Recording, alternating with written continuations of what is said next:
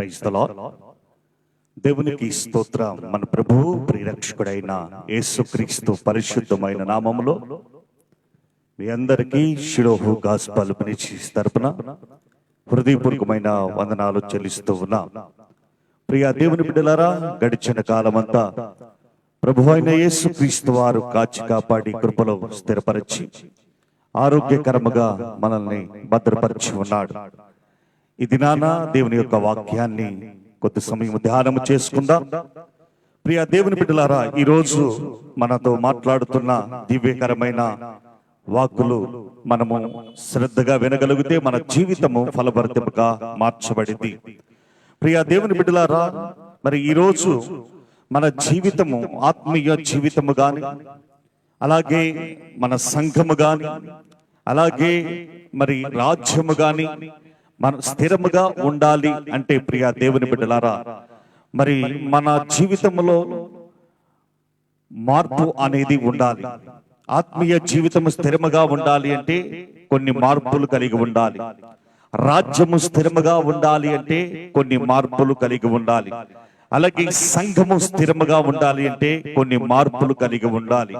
ప్రియ దేవుని బిడ్డలారా, అందుకని మరి పరిశుద్ధాత్మ దేవుడు ఇలాగూ మరి దావీదుని తన జీవితాన్ని మన ముందు ఉంచి కొన్ని మార్పులు కలిగిన తర్వాత తన యొక్క రాజ్యము ఎలాగా ఉండిద్ది అని తన కుమారుడితో హెచ్చరిస్తున్న ఆ వాక్కులను బట్టి మనము ఈరోజు దేవుడు మనకు అనుగ్రహిస్తున్న కొన్ని పాఠాలు నేర్చుకుందాం. మొదటి రాజుల గ్రంథము 2వ అధ్యాయము 6వ వాక్యము చదువుకుందాం. నీకు తోచినట్లు అతనికి చెయ్యవచ్చును గాని అతని నెరిసిన తల వెంట్రుకలను సమాధికి నెమ్మదిగా దిగనీయవద్దు. ప్రియా దేవుని బిడ్డలారా, దేవుడు మాట్లాడుతున్న పరిశుద్ధ గ్రంథములో నుండి మాటలు 1వ రాజుల గ్రంథము 2వ అధ్యాయము 6వ వాక్యము. ఇది దావీదు తన కుమారుడితో ఇలాగా పలుకుతూ ఉన్నాడు, ఇలాగా సెలవిస్తూ ఉన్నాడు. ఏమని అంటే, నీకు తోచినట్లు అతనికి చేయవచ్చును గాని అతని నెరిసిన తల వెంట్రుకలు సమాధికి నెమ్మదిగా దిగనీయవద్దు. ప్రియా దేవుని బిడ్డలారా, గమనించండి, దావీదుకి మరణకాలము సమీపించగా అతడు తన కుమారుడైన సొలొమోనుకి ఇలాగూ ఆజ్ఞ ఇస్తూ ఉన్నాడు. ఎందుకంటే దేవుడు దావీదును ఎంతగానో ప్రేమించి మరి రాజ్య సింహాసనాన్ని వెక్కించి, ఆ సింహాసనము ఇదిగో నీ వంశములో నుండి ఎన్నడూకి తీసివేయబడదు, ఆ సింహాసనం మీద నీ యొక్క వంశావళి స్థిరముగా ఉండిద్ది అని దేవుడు వాగ్దానం చేసి ఉన్నాడు. ప్రియా దేవుని బిడ్డలారా, ఆ వాగ్దానాన్ని తన కుటుంబములో నుండి, తన బిడ్డల కుటుంబంలో నుండి ఆ వాగ్దానము వెళ్లకుండా ఉండనట్లు తన కుమారుడికి సొలొమోనుకి ఇలాగా సెలవిస్తూ ఉన్నాడు.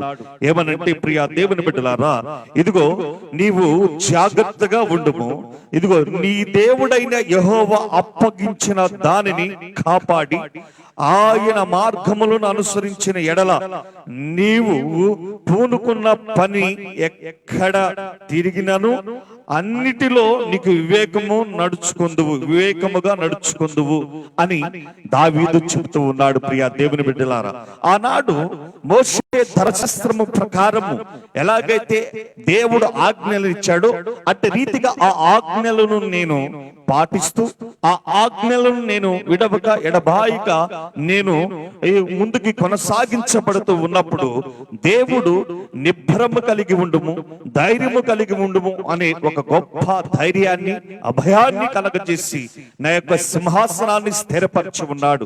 సొలొమోన్, ఇదిగో నీవు సింహాసనము ఎక్కి మరి రాజ్య పరిపాలన చేయబోతున్నావు కాబట్టి ఈ రాజ్య పరిపాలన సుఖశాంతముగా జరగాలి అంటే నీ రాజ్యములో కొన్ని మార్పులు కలిగి ఉండాలి. నీ రాజ్యము స్థిరము కలిగి ఉండాలి అంటే కొన్ని మార్పులు కలిగి ఉండాలి. ఏంటి ఆ మార్పులు అంటే, ఒక అతని గురించి సొలొమోనుకి దావీదు ఇలాగ సెలవిస్తూ ఉన్నాడు. ఏమని అంటే, నీకు తోచినట్లు అతనికి చెయ్యి, కానీ అతని నెరిసిన తల వెంట్రుకలు మాత్రము సమాధానకరముగా సమాధిలోకి వెళ్ళకూడదు. ఎందుకు ఎందుకు తండ్రి అని అడిగినప్పుడు ప్రియ దేవుని బిడ్డలారా, ఇదిగో ఎవరి తల వెంట్రుకలు, నరిసిన తల వెంట్రుకలు సమాధానంగా సమాధిలోకి వెళ్ళకూడదు అని ఆ వ్యక్తి పేరు మనం చూస్తే యోవాబు అని మనకి దేవుని యొక్క వాక్యము సెలవిస్తూ ఉన్నది. యోవాబు లాంటి వాడు నీ రాజ్యములో ఉండకూడదు. ఎప్పుడైతే వాడు నీ రాజ్యములో ఉండి నీతో ఉంటాడో నీ రాజ్యము స్థిరముగా ఉండదు, సమాధానకరముగా ఉండదు, నీ జీవితము సమాధానకరముగా ఉండదు అని సెలవిస్తూ ఉన్నాడు ప్రియ దేవుని బిడ్డలారా. అందుకనే అతనిని మాత్రము జాగ్రత్తగా హతము చెయ్యి, అతని తల వెంట్రుకలు సమాధానకరముగా సమాధిలోకి వెళ్లకుండా అతనిని తుంచివేయి అని దావీదు తన కుమారుడితో చెప్తూ ఉన్నాడు ప్రియ దేవుని బిడ్డలారా. నిజమే ప్రియ దేవుని బిడ్డలారా, మన ఆత్మీయ జీవితములో కూడా మనము స్థిరము కలిగి ఉండాలంటే, మన ఆత్మీయ జీవితము స్థిరముగా ఉండాలి అంటే, అలాగే సంఘము స్థిరముగా ఉండాలి అంటే కొన్ని మార్పులు చేపట్టాలి, కొన్ని మార్పులు చేపడాలి ప్రియ దేవుని బిడ్డలారా. దావీదు కూడా తన రాజ్యము స్థిరపడాలంటే కొన్ని మార్పులు ప్రారంభించు అని తన కుమారుడితో చెప్తున్నాడు. ఇంతకీ యోవాబుని ఎందుకు చంపమన్నాడు, ఎందుకు తనని తుంచివేయమన్నాడు అని మనము చూడగలిగితే, మొట్టమొదటిగా ఇదిగో యోవాబు అనగా ప్రియ దేవుని బిడ్డలారా పగ అని అర్థము. యోవాబు అనగా మొట్టమొదటిగా పగ. 3 పాయింట్లుగా మనము కొద్ది సమయం దేవుని యొక్క వాక్యాన్ని ధ్యానం చేసుకుందాం. యోవాబు అనగా పగ. ఎందుకు యోవాబులో మరి పగ పెట్టుకొని ఉన్నాడు అని మనము చూడగలిగితే, 2వ సమూయేలు గ్రంథము 3వ అధ్యాయము 27వ వాక్యము ఒకసారి చూద్దాము. అబ్నేరు తిరిగి హెబ్రోనుకు వచ్చినప్పుడు ఆ సంగతి ఎవరికి వినబడకుండా గుమ్మము నడుమ ఏకాంతముగా అతనితో మాట్లాడవలెనని యోవాబు అతనిని పిలిచి తన సహోదరుడకు ఆషాయేలు ప్రాణము తీసినందునకై అతనిని కడుపులో పడవగా అతను చచ్చెను. ప్రియ దేవుని బిడ్డలారా, ఇక్కడ మనము చూడగలిగితే ఆషాయేలు, అబ్నేరు అనే ఒక వ్యక్తి దావీదు దగ్గరికి వచ్చి సమాధానపడి, ఇశ్రాయేలుని ఇదిగో నీ యొక్క రాజ్యములో నీ ఎదుట నిలబెడతానని సమాధానకరమైన వర్తమానాలు కొన్ని మాట్లాడుకొని వెళుతూ ఉండగా, ప్రియ దేవుని బిడ్డలారా, ఈ విషయము యోవాబుకు తెలిసింది. తెలిసి తనకి కబురంపాడు. కబురంపడమే కాకుండా ఇదిగో తనతో మంచిగా పలుకులు పలుకుతూ తన చూడకుండా ఉండనట్లే తనని కౌగిలించుకొని ఇదిగో కత్తి తీసుకొని తనని పొడిచాడు. ప్రియ దేవుని బిడ్డలారా, ఎందుకు అబ్నేరుని మరి యోవాబు చంపాడు అంటే, మనము 2వ సమూయేలు గ్రంథము 2వ అధ్యాయం 22వ వాక్యంలో చూస్తే, అబ్నేరు నన్ను తరుముట మాని తొలగిపోమ్ము, నేను నిన్ను నేలకు కొట్టి చంపిన ఎడల నీ సహోదరులకు యోవాబు ముందు నేను ఎట్లా తల ఎత్తుకోనవలెనని మరి అబ్నేరు అంటున్నాడు. అంటే ప్రియ దేవుని బిడ్డలారా, ఇక్కడ అబ్నేరుని ఆషాయేలు తరుముతూ ఉన్నాడు చంపుదామని. అయితే అబ్నేరు అంటున్నాడు, ఆషాయేలు నువ్వు తప్పిపో, నన్ను తరమవద్దు, ఇక మానుకో, ఎందుకంటే నేను నిశ్చయముగా నేను ఆగి నీ మీద తిరగబడ్డానంటే నువ్వు చచ్చిపోతావు అని చెప్పినప్పటికీ ఆషాయేలు మాట వినక మరి అబ్నేరుని తరుముతూ అతన్ని చంపాలని చూసినప్పుడు, ప్రియ దేవుని బిడ్డలారా, అబ్నేరు ఏం చేశాడంటే, అతడు నేను 23వ వాక్యాన్ని చదువుకుందాం. అతడు నేను తొలగక అబ్నేరు ఈట మడముతో అతన్ని కడుపులో పొడిచినందున ఈట అతని వెనుకకు వచ్చును కనుక అతడు అచ్చటనే పడి చచ్చెను. ప్రియ దేవుని బిడ్డలారా, యోవాబు అబ్నేరుని చంపటానికి కారణం తన సహోదరుని చంపినందుకు ఆ పగ అనేది తన మనస్సులో పెట్టుకొని అబ్నేరుని దావీదుతో సమాధానపడి సమాధానకరమైన వర్తమానాన్ని తీసుకెళ్లి సమాధానకరమైన జీవితం జీవిద్దాం అనుకున్న ఆ అబ్నేరుని పగ పెట్టుకొని ప్రియ దేవుని బిడ్డలారా, మరి ఆ యోవాబు అబ్నేరుని చంపాడు. ప్రియ దేవుని బిడ్డలారా, అంటే ఇదిగో పగ కలిగిన జీవితం యోవాబుది.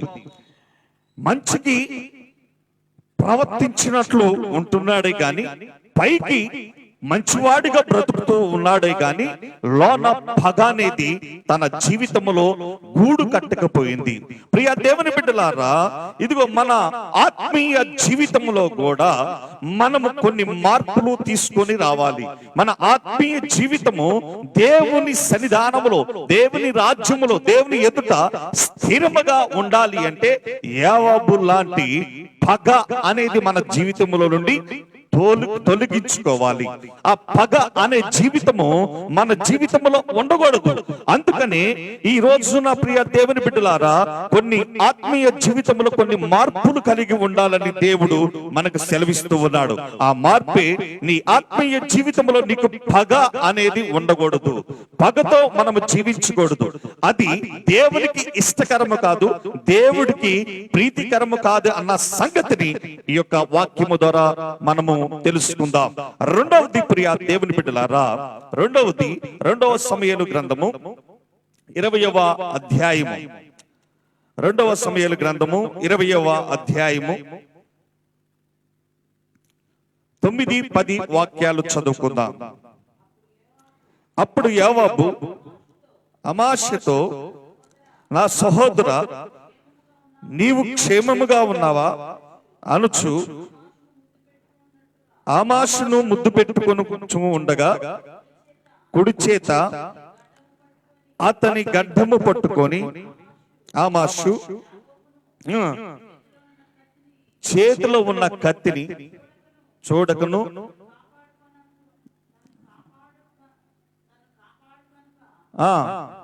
ఉండగా యోవాబు అతని కడుపులో దాన్ని కూర్చెను. కూర్చిన తోడనే అతని పేగులు నేలకు జారి ఆ దెబ్బతోనే అతను చచ్చెను. ప్రియ దేవుని బిడ్డలారా, యోవాబు జీవితంలో మరొక కోణము మనం చూడగలిగితే, ఇక్కడ అమాషా అనే ఒక వ్యక్తి, ప్రియ దేవుని బిడ్డలారా, దావీదు పిలిపించి దావీదు రాజ్యానికి, యోవాబు లాంటి వాడు దావీదు రాజ్యానికి సైన్యాధిపతిగా ఉండకూడదు అని తలచి అమాషాని సైన్యాధిపతిగా మరి నియమించు నిమిత్తము అక్కడ సందిగ్ధాలు, అక్కడ ఆ యొక్క ఏర్పాట్లు జరుగుతూ ఉండగా, ప్రియ దేవుని బిడ్డలారా, యోవాబు ఆ విషయాన్ని గమనించి ఆ విషయాన్ని తెలుసుకొని అసూయ కలిగి, మొదటిది పగ, రెండోది అసూయ కలిగి, ప్రియ దేవుని బిడ్డలారా, ఎందుకంటే తను కలిగిన ఆ యొక్క పదవి ఎక్కడ పోయింది, తనకు కలిగిన ఆ సైన్యాధిపతి ఆ యొక్క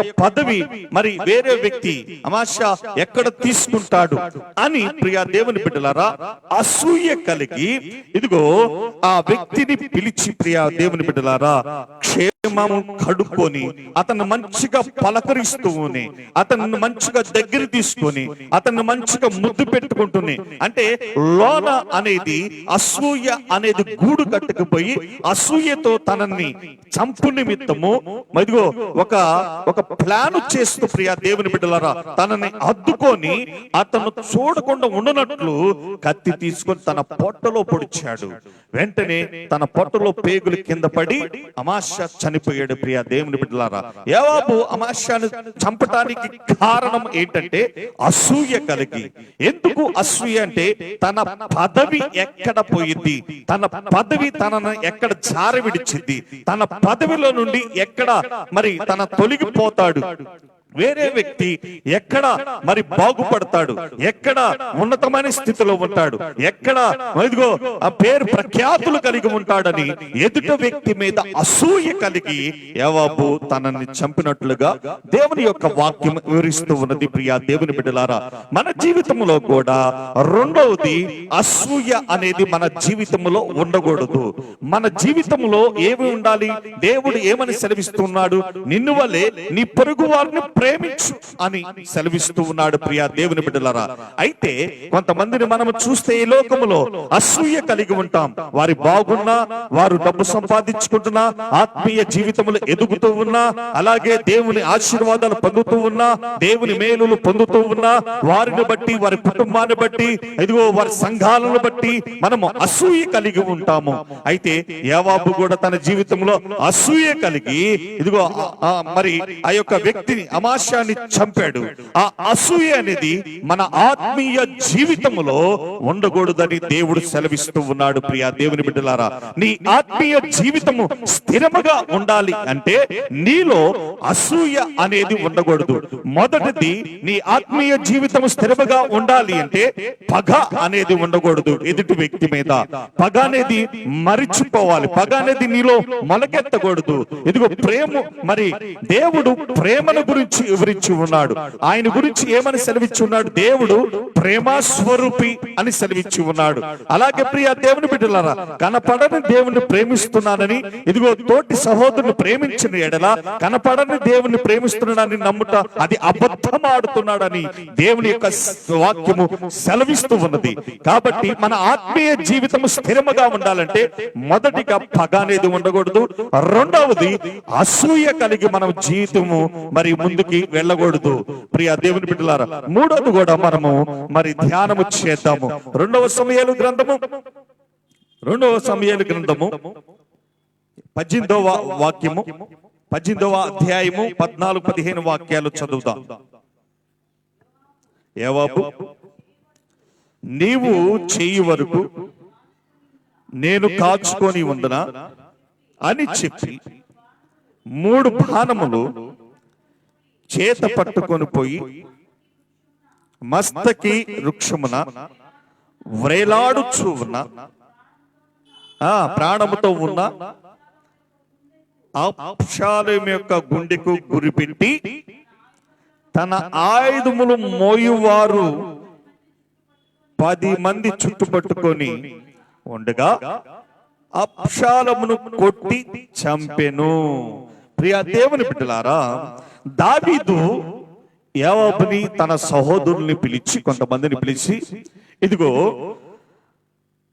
అబ్షాలోముకి ఏ అపాయము కలగకుండా, యవనుడైన అబ్షాలోముకి ఏ అపాయం కలగకుండా, తన ప్రాణహాని కలగకుండా చూడుము అని సెలవిచ్చి ఉన్నాడు. ప్రియ దేవుని బిడ్డలారా, ఇలాగూ యుద్ధానికి వెళ్ళినప్పుడు రాజు చెప్పిన మాట అనుసరించవలసిన సైన్యాధిపతి సైన్యము ఇదిగో అబ్షాలోము కనపడ్డప్పుడు, అబ్షాలోము ఆ యొక్క వృక్షము, మస్తకి వృక్షముకి వేలాడుతూ ఉన్నప్పుడు ఇదిగో సైన్యములో ఉన్న ఒక వ్యక్తి చూసి దావీదు చెప్పిన మాటలకు లోబడి తన కుమారుడు ఏమి చేయక యోవాబుకు వచ్చి చెప్పాడు, అయ్యా పలానా ప్రదేశంలో పలానా చెట్టుకి వేలాడుతూ ఉన్నాడు అబ్షాలోము అంటే వెంటనే ఆ ప్రదేశానికి వెళ్ళి తనను కొట్టి చంపమంటాడు. లేదు లేదు లేదు, నేను ఇతనిని చంపి రాజు ఎదుట నా ముఖము ఎలాగా చూపెట్టగలను?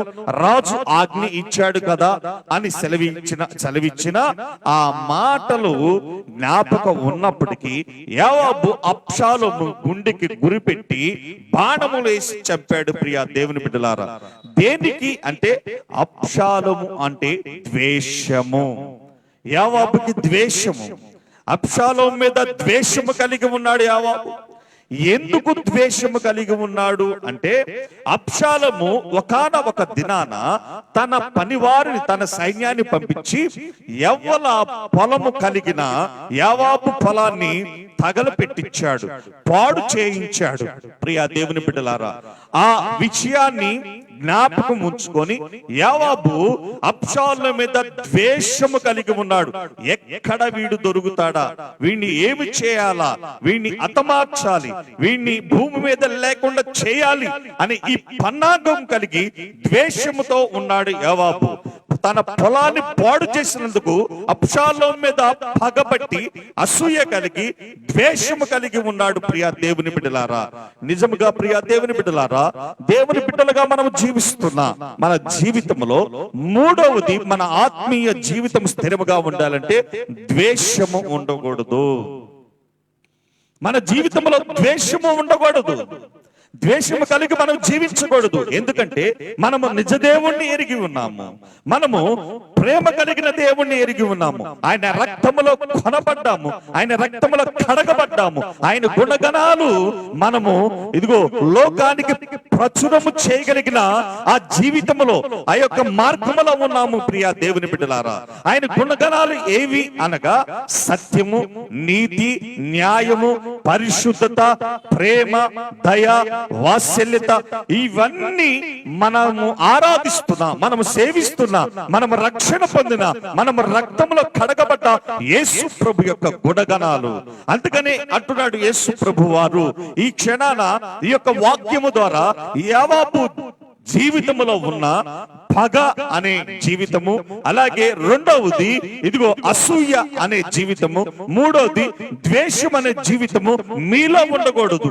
అవి మీలో ఉంటే మీ ఆత్మీయ జీవితము స్థిరముగా ఉండదు. అసలు ఆత్మీయ జీవితంలోనే మీరు ఉండరు.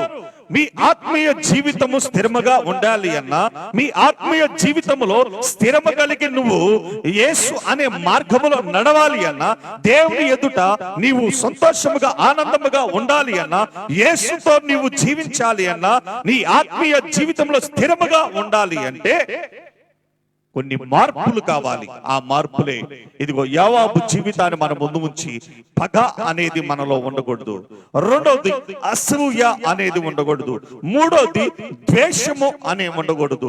ద్వేషము కలిగే కదా అబ్షాలోము గురించి దావీదు ఎంతగానో మొత్తుకున్నాడు. వాడు యవనస్తుడు, వాడిని చంపవద్దు, వాడికి ఏ హాని చేయవద్దు అని యోవాబుకి ఎంత చెప్పినా ఆ మాటలు పక్కన పెట్టేసి ఇదిగో అబ్షాలోము దొరికాడులే అని తనని బాణాలు కొట్టి చంపాడు. ఎందుకంటే తన పొలాన్ని తగలబెట్టినందుకు, తన పొలాన్ని పాడు చేసినందుకు. అంటే యోవాబు జీవితంలో ద్వేషము కలిగి ఉన్నాడు. ఎక్కడ మరి ఎవరు దొరుకుతారా వారిని హతమార్దాము అన్నట్లుగా ప్రియా దేవుని బిడ్డలారా సాతానుగాడు మనసు కలిగి ఉన్నాడు. కాబట్టి మన జీవితంలో కొన్ని మార్పులు తీసుకొని వద్దాం, కొన్ని మార్పులు కలిగి ఉందాం. దేని నిమిత్తం అంటే మన ఆత్మీయ జీవితము స్థిరముగా ఉండాలి, యేసుతో నడవాలి. ఒక కన్న తండ్రి తన కుమారుని చేయి పట్టుకొని నడిపించినట్లుగా మన దేవుడు మనల్ని నడిపించాలి. కాబట్టి మన ఆత్మీయ జీవితం స్థిరముగా ఉండలాగున మన జీవితంలో కొన్ని మార్పులు అనగా ఇదిగో లోక సంబంధమైన ఆలోచన తీసివేసి ఆత్మ సంబంధమైన జ్ఞానము కలిగి మనము దేవుని మార్గమును నడుద్దాం. చిన్న ప్రార్థన చేసుకుందాం. ప్రేమ కలిగిన తండ్రి, కృప కలిగిన నాయన, నీకే వందనాలు స్తోత్రాలు చెల్లిస్తున్నాము నాయన. ఇదిగో ఈ ఉదయకాల సమయాన యోవాబు నా తండ్రి నా ప్రభ జీవితాన్ని మాకు గుర్తు చేస్తూ యోవాబు జీవితములో పగ, ఇదిగో అసూయ, ద్వేషము కలిగి ఉన్నాడు. ఇదిగో మీ ఆత్మీయ జీవితము స్థిరముగా ఉండాలంటే పగ, ద్వేషము, అసూయ మీలో ఉండకూడదు అని ఈ వాక్యము ద్వారా మాకు సెలవిచ్చి ఉన్నారు. అయ్యా, మా ఆత్మీయ జీవితాన్ని స్థిరపరచండి. మాలోకి నా ప్రభు లోక సంబంధమైన ఈ యొక్క పగ, ద్వేషము, అసూయ నా తండ్రి రానికుండా మీరే సహాయం దయచేయండి. మీ యొక్క మార్గములో ఇదిగో మీకు ఇష్టకరంగా మేము జీవించులాగున, నడుచులాగున కృపని మాకు అనుగ్రహించమని యేసు నామములో ప్రార్థన చేసి వేడుకుంటున్నాను తండ్రి, ఆమేన్. మన ప్రభు అయిన యేసుక్రీస్తు యొక్క కృపయు, తండ్రి యొక్క ప్రేమయు, పరిశుద్ధాత్మ యొక్క అన్యోన్య సహవాసం సన్నిధి సదాకాలం మనకు తోడేయండి. సర్వ సత్యములో, నిత్య జీవములో ఇదిగో ప్రేమ కలిగిన జీవితంలో మన దేవుడు స్థిరపరచునుగాక. ఆమేన్, ఆమేన్. మన ప్రభు అయిన యేసుక్రీస్తు నామములో మరొకసారి హృదయపూర్వకమైన వందనాలు. ప్రార్థన అవసరతలు ఎవరికైనా కలిగి ఉంటే ఫోన్ ద్వారా గాని వాట్సాప్ తో గాని మీరు తెలియజేయవచ్చు. మీకోసం నిరంతరము ప్రార్థన చేయబడితే మీ అందరికీ హృదయపూర్వకమైన వందనాలు.